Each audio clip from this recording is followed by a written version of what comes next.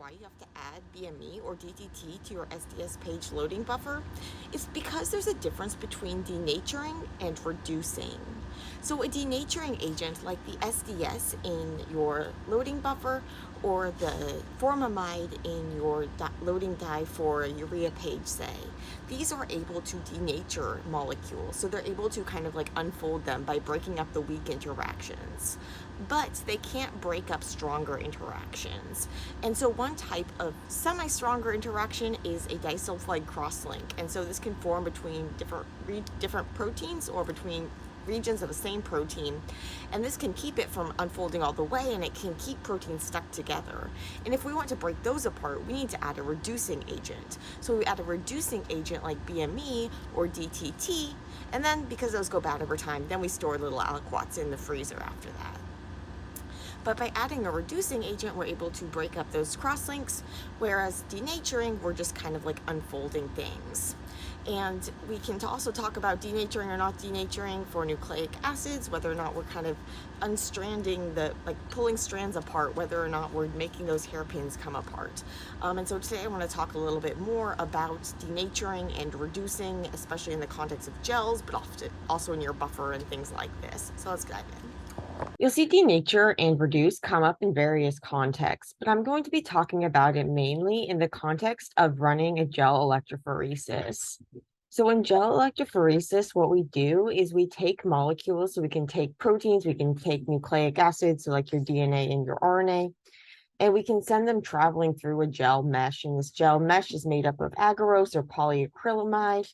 And basically what's going to happen is that as these molecules are swimming through the gel, egged on by electricity, they're going to get tangled up. And the bigger things are going to get tangled up more. And so they're going to travel more slowly. And so then when you turn off that electricity and they stop moving, the bigger pieces are going to be higher up and the smaller pieces are going to be lower down. Now, what do I mean by bigger? Well, typically when we're talking about bigger, what we're really talking about is longer because we're running a denaturing gel. And in a denaturing gel, what we do is we actually unfold those molecules first. The molecules are all in their folded forms going to have very different shapes. So even if they have, so you could have a shorter protein, so it has fewer amino acids, but still be kind of like bulkier than a bigger one if it's kind of more spread out in its shape. And this would then impact how it runs through the gel and make it really confusing to try to figure out how big or how long a certain protein was. And so typically what we're doing is we're going to be unfolding the protein. And similarly with nucleic acids, you can have, especially with RNA, this can get folded up into the secondary structure. So you can get hairpins and loops and things like this, and all of that would influence how it runs. And then when you were to go and try to compare the size of something to another band or to a ladder, it'd be really confusing. And so we denature them, we unfold them. So denature is a word that we use to mean unfold. And when we're denaturing something, basically what we use is going to depend on the type of molecules that we're denaturing, as well as kind of like what type of reaction we're doing and what's compatible with what. When we're doing an SDS-PAGE, so this is where we're looking at proteins. And the SDS is a detergent. It's going to allow us to kind of coat the protein with both a negative charge, which is important for motivating it towards a positive charge at the end of the gel. And it's also going to coat the protein in a way that's going to allow it to stay unfolded. So when it works in conjunction with heat. So we heat the protein up and it's going to kind of help it unfold. And then the SDS, it has like this lipidy tail and this charged head. And so basically that hydrophobic tail is going to kind of glob onto those hydrophobic or those water avoided parts of the protein that are normally hidden in the center. And it's going to keep them from clumping up so that the protein can kind of stay linear. And the negatively charged head, this is hydrophilic, water loved, so it can hang out with the water. And this is going to make it so that those individual protein chains can stay unfolded, can have their hydrophobic parts protected, but can also interact with the water through those hydrophilic parts. And because you have that charge, it's going to help propel it through the gel. And it's also going to keep the protein from refolding because those charge groups want to stay away from one another. So SDS and heat is what we typically use in order to denature a protein. How do we denature nucleic acids? Here we're often using formamide or urea. So often we have like formamide in our loading buffer. This is going to kind of break up the base pairing. So those like A to U and G to C interactions that are holding those hairpins and those loops and stuff in place. And then you have urea in the gel itself. And this is going to kind of help things keep things unfolded throughout the run. Similarly, with an SDS-PAGE, like in your running buffer and stuff, you'll have SDS, so you'll have more of this detergent so that things stay unfolded throughout the run. And then because the gels kind of warm up when you go, although you don't want them to be like smoking or anything, that's going to help keep things unfolded too. So that's how you can get things denatured. But denaturing is only going to break up weak, like non-covalent interactions. It's not going to break up those bonds that are kind of like holding together the individual amino acids in a protein. It's not going to break up those bonds that are holding together the individual nucleic acids in a chain. So for example, formamide could break up those interactions between the chains, but not the interaction or the interactions between bases and like a folded up chain. But it's not actually going to break the letters apart from one another, the ones that are kind of like connected to one another. And this is because those bonds are what we call covalent bonds. So this is outside of the scope of this post, but basically the way that atoms are like, so individual carbons and hydrogens and oxygens and all this stuff are interacting is through subatomic particles. So there's these protons, which are positively charged, these neutrons, which are neutral, and these electrons, which are negatively charged. And it's these electrons that atoms are going to interact through. And there's this kind of bond called a covalent bond where atoms kind of share electrons. So they share pairs of electrons. And these are going to be your stronger bonds, these bonds that are actually holding together the oxygen and the hydrogen and water, say. Then there's also non-covalent bonds. And non-covalent bonds are going to be kind of just like partial charge-based interactions because the atoms aren't always sharing their electrons fairly. And because electrons are negatively charged and protons are positively charged, when you have uneven sharing of electrons, you're going to end up with parts of molecules that are partially charged, and partial charges attract one another. And therefore, you can get these non-covalent interactions based on this partial charge attraction. So say when you have water, well, water is really sticky to other water because basically what happens is that you have the oxygen is hogging electrons, makes it more negative than the hydrogens, which are left partly positive. And so the oxygen of one water molecule hangs out with the hydrogens of another water molecule, and you get these non-covalent interactions. Now, these type of interactions are easier to break up than the interactions between the hydrogen and the oxygen in the same molecule. Remember, those are covalent bonds, whereas these are non-covalent bonds. When we're denaturing something, we're only messing with the non-covalent bonds. So we're able to, say, unfold a single protein, but we keep it a chain. And if we have a multimer, so if we have multiple proteins hanging out together, well, if they're hanging out together through non-covalent interactions, so just like partial charge attractions, then we can break them up just by denaturing them. Because when we denature them, we're kind of going to unfold them and break up those interactions that they would normally have from one another.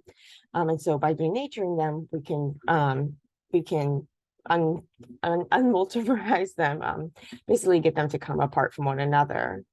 But not all dimers and not all trimers and whatever, not all these oligomers are actually going to be able to separate when you just add your heat and SDS, say. That's because there are some types of interactions between proteins that are actually covalent. And so most of the interactions we talk about are going to be non-covalent. But there are certain types of interactions between proteins that are covalent bonds. And there's a special type of covalent bonds. So they're not like your covalent bonds that are holding together the carbons and the oxygens and stuff. Well, I mean, they are fundamentally, but they're weaker. These are what we call cysteine crosslinks. So cysteine is one of the amino acids. It's one of the protein building blocks. So there are 20 main amino acids, and cysteine's kind of special. So cysteine what it can do is it can form these crosslinks where basically two cysteines can link up to one another. And this is actually through a covalent bond. So remember, a covalent bond is one of the stronger bonds where you're actually sharing electrons. And so denaturing is not going to mess with this. So if you were to have a protein that was connected to another protein through a disulfide bond, this would not be broken up when you just add your denaturing agent. So if you were to go run a gel, this protein would run like it was a double. It would run like it was twice as big as it actually were. When we have that sulfur-sulfur crosslink, we call that the oxidized form. And I talk more about why this is in another post, so I'm not going to go into it here. But basically, when you have the sulfur-sulfur crosslink, this is going to be the oxidized form. And when you have them individually, this is going to be the reduced form. And so if we want to break up a disulfide bond, we want to reduce it. And we can reduce it by adding a reducing agent. And some common reducing agents we use in the lab are like di-303etol, so DTT, and beta-mercaptoethanol, BME. These are the two that you most often see added to your loading dye for SDS-PAGE. And these are important. It's to add them fresh, or at least fresh-ish. So you might keep, say, as the main part of the dye out. And so this is going to be the dye with like your glycerol or whatever you have in order to help the molecules sync. And the dye so that you can visualize the running of the gel. But then you also typically, before you use it, you're going to add DTT or you're going to add BME. And then once you add that, you're going to want to store it in the freezer. This is going to kind of go bad over time. It's going to lose its ability to reduce those bonds. And so that's why you would store it in the freezer after that. It's not going to last forever still. So then just like periodically make a new stock by adding your BME or your DTT to your base buffer. Okay, so you add this reducing agent, and now what's going to happen when you add that reducing agent is you're going to break up those sulfur-sulfur crosslinks. Now, if you just add a reducing agent in the absence of heat or urea or something, now you're going to break up those crosslinks, but you're not going to denature things. And so often we are reducing without denaturing, not for when we're running gels typically, but for when we are I'm just working with proteins in general. In general, our cells have a very reducing environment. So proteins don't normally have many crosslinks. And this can be important because if you had an oxidizing environment, you could basically have crosslinks be forming where you don't want them. So you could have like crosslinks forming between proteins that shouldn't hang out with one another, or you could have proteins kind of misfold because you can get crosslinks in a single protein in addition to having crosslinks between proteins. So basically, if you have a crosslink formed, because these are more kind of like longer term interactions, you want to make sure that they're actually formed correctly. And so your cells have a lot of mechanisms that they use in order to control the making of these disulfide bridges when they're important, such as with molecules like insulin and antibodies. You'll often find these disulfide bonds in proteins that are secreted from the cells, so extracellular proteins. In extracellular proteins, you're going to have, in the extracellular environment, it's more oxidizing. So it makes it so that these crosslinks can stay formed, and they're going to help sturdy up these proteins as they travel throughout the body. But inside of your cells, you're going to have a more reducing environment. And so when you want to study a protein that normally hangs out inside of the cells, you want to maintain a reducing environment. And so you typically use like DTT or BME or TSEP or something like this in your buffers to maintain a reducing environment so that you don't accidentally form these crosslinks between different parts of proteins or between different parts of the same protein. You don't want those to form, and they can form if you have an oxidizing environment because reactive oxygen species can kind of cause these to form. And so we use a reducing agent to prevent this from happening. And again, when we add a reducing agent, we're going to want to add it fresh because it's going to go bad over time. And so you might make your buffer ahead of time, but then add your reducing agent right before you go to use it. So denaturing means to unfold. Reduce means to break up the disulfide bonds, those cysteine crosslinks. That's not all that reduce means. Basically, reduce refers to any sort of gain in electrons. And so I'm not going to talk about those meanings here, but in this context, it's going to be referring to breaking up those crosslinks. And what if you want to do both? Now we denature and reduce, and this is what we're typically doing when we go and we run our SDS-PAGE gel. So we have to include both denaturing agents, so something like SDS, as well as reducing agents, so something like BME. This way, we're able to unfold the individual proteins as well as separate them from one another and remove any sort of cysteine crosslinks that might be making the proteins run together or making them run as if they were shaped, because they're kind of have bonds formed between regions of the protein that's going to hold them partly in shape but not fully, and then they're going to run all weirdly. Neither denaturation or reduction are going to be breaking up the individual chains into like individual letters. So they're not going to be breaking up these chains into amino acids or breaking up the DNA or RNA into nucleotides. Those are stronger covalent bonds.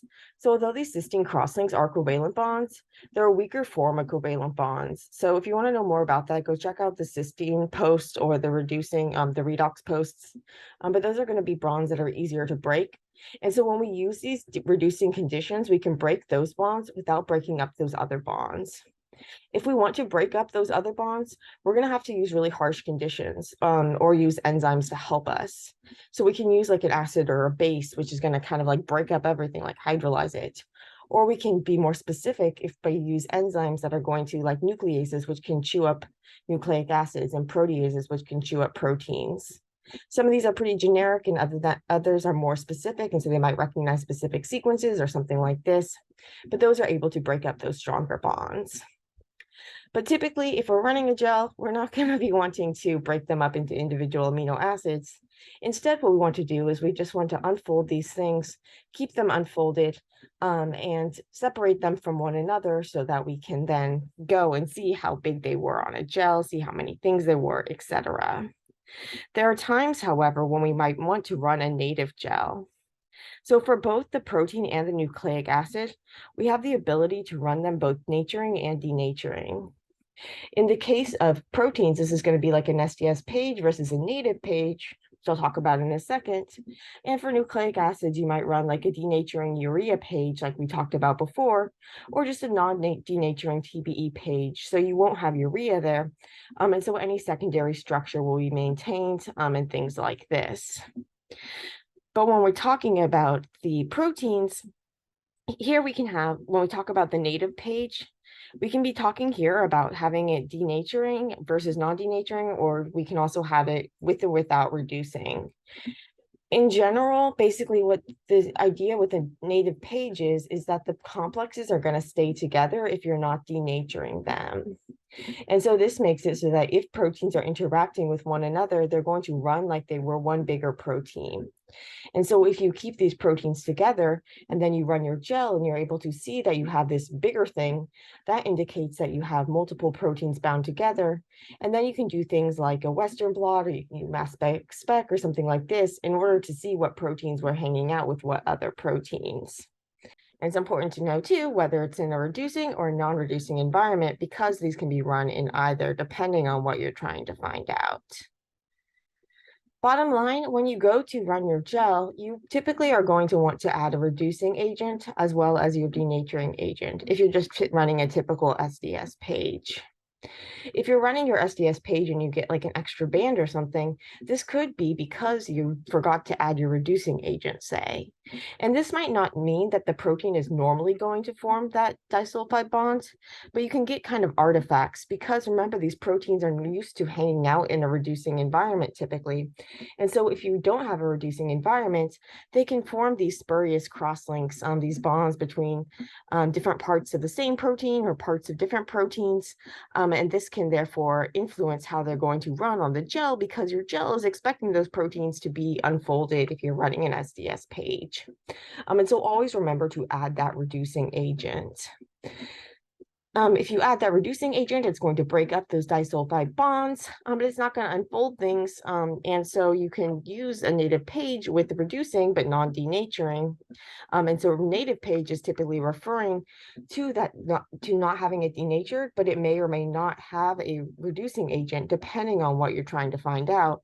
But if you don't have that reducing agent in there, then you can have these complexes stay together and confuse things. But maybe you might be wanting to see if they form covalent complexes, and therefore you might want to leave it out. But typically, for your basic SDS page, remember to add that reducing agent.